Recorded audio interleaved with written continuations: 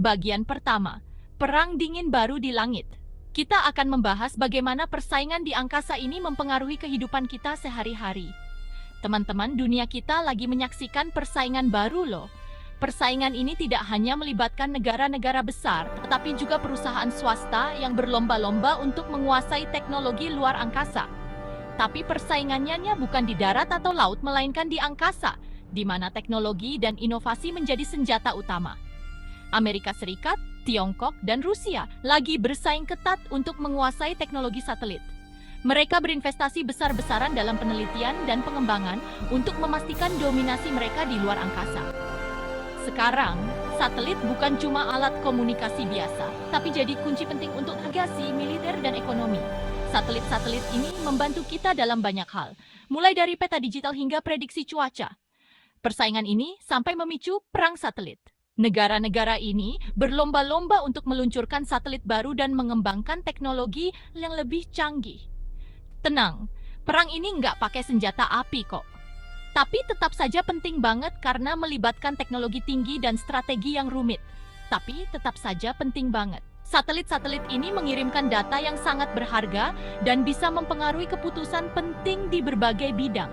Masa depan dunia bisa jadi tergantung sama siapa yang berhasil menguasai langit. Negara yang menguasai teknologi satelit akan memiliki keunggulan besar dalam berbagai aspek kehidupan. Persaingan ini mirip kayak perang dingin dulu ya.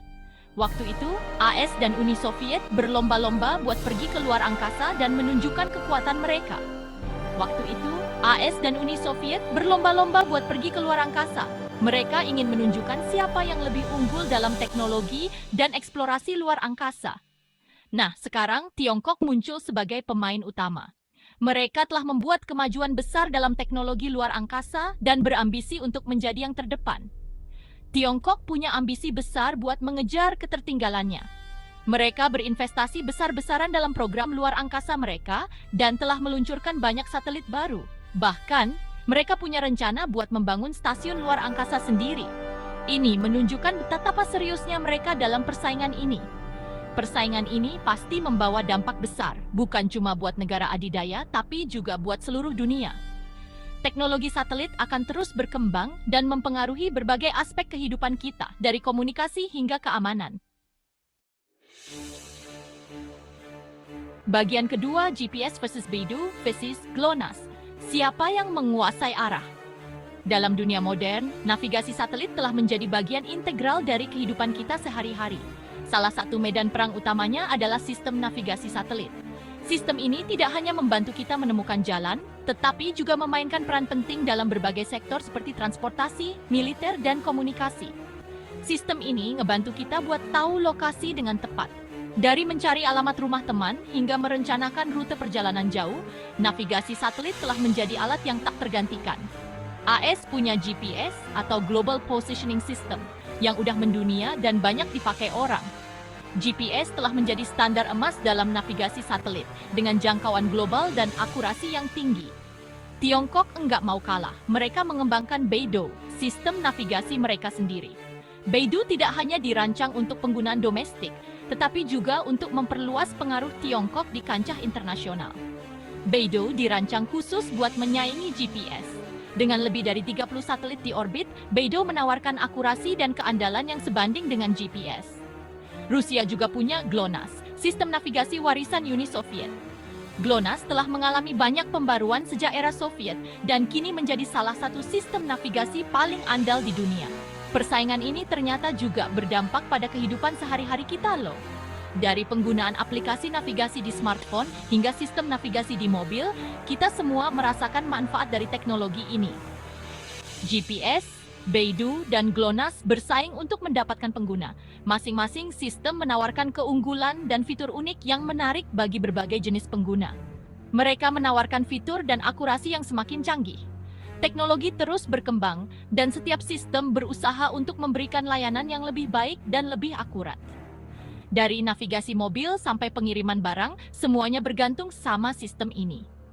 Industri logistik misalnya sangat bergantung pada akurasi dan keandalan sistem navigasi satelit untuk mengoptimalkan rute pengiriman dan mengurangi biaya operasional. Negara-negara berkembang juga merasakan dampaknya. Akses ke teknologi navigasi satelit dapat membantu mereka dalam berbagai aspek, mulai dari pertanian hingga manajemen bencana. Mereka harus memilih sistem yang paling menguntungkan. Keputusan ini seringkali melibatkan pertimbangan politik dan ekonomi yang kompleks. Pilihan ini bisa berdampak pada keamanan dan ekonomi mereka. Sistem navigasi satelit tidak hanya tentang menemukan jalan, tetapi juga tentang kekuatan dan pengaruh di panggung global. Bagian ketiga, mata-mata di langit, satelit militer dan ancamannya. Satelit militer telah menjadi bagian penting dari strategi pertahanan modern. Selain navigasi, satelit juga penting banget buat militer. Mereka digunakan untuk berbagai tujuan, mulai dari komunikasi hingga pengawasan. Satelit mata-mata bisa mengawasi pergerakan musuh dan mendeteksi peluncuran rudal. Mereka dapat menangkap gambar dengan resolusi tinggi dan mengirimkan data secara real-time. Informasi ini penting banget buat pertahanan negara.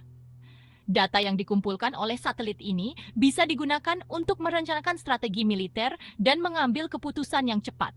AS, Tiongkok, dan Rusia lagi berlomba-lomba mengembangkan satelit mata-mata yang lebih canggih. Mereka berinvestasi besar-besaran dalam teknologi ini untuk mendapatkan keunggulan strategis. Mereka juga mengembangkan senjata anti-satelit yang bisa melumpuhkan satelit musuh dari jarak jauh. Senjata ini bisa menghancurkan atau mengganggu fungsi satelit. Keberadaan senjata anti-satelit ini bikin ketegangan makin meningkat.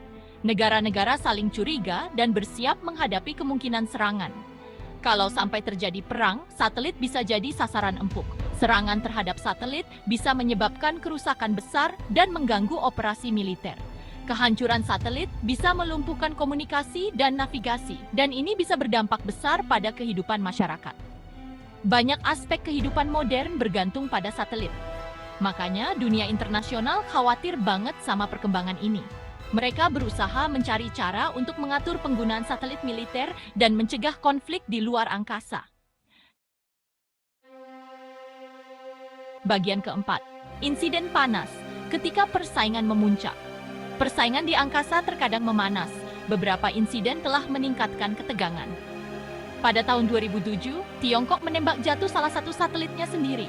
Aksi ini dikecam dunia internasional karena puing-puing satelit bisa membahayakan satelit lain. Pada tahun 2021, Rusia juga melakukan uji coba senjata anti-satelit.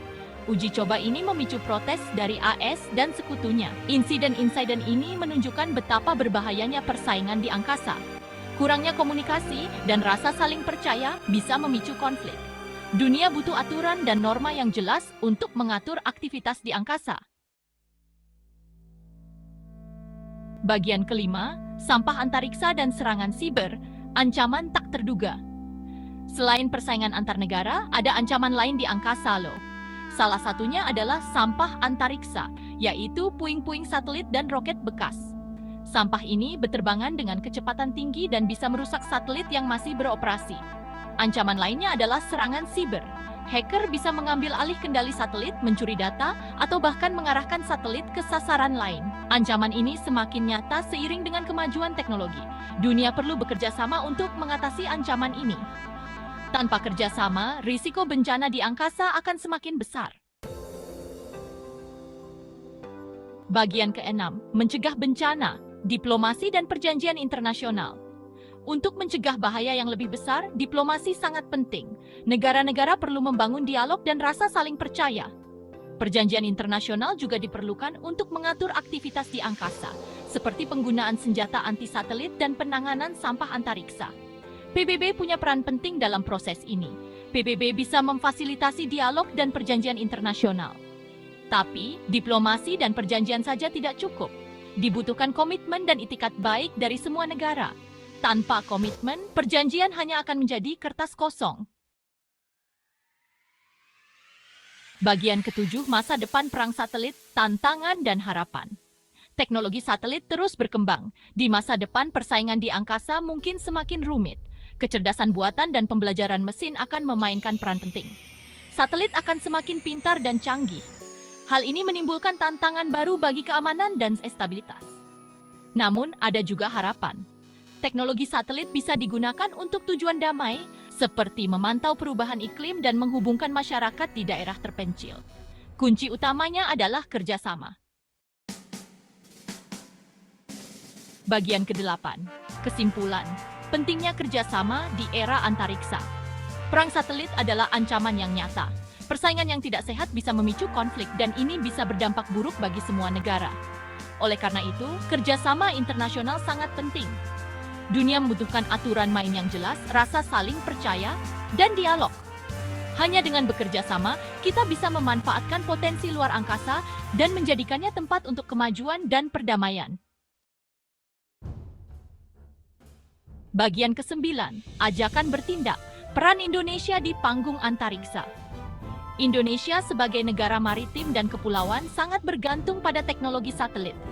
Indonesia harus berperan aktif dalam diplomasi antariksa dan mendorong perjanjian internasional yang mencegah konflik. Indonesia juga harus mengembangkan kemampuan teknologi satelitnya sendiri. Dengan begitu, Indonesia bisa menjadi pemain penting di dunia antariksa dan berkontribusi pada perdamaian dan kemajuan dunia.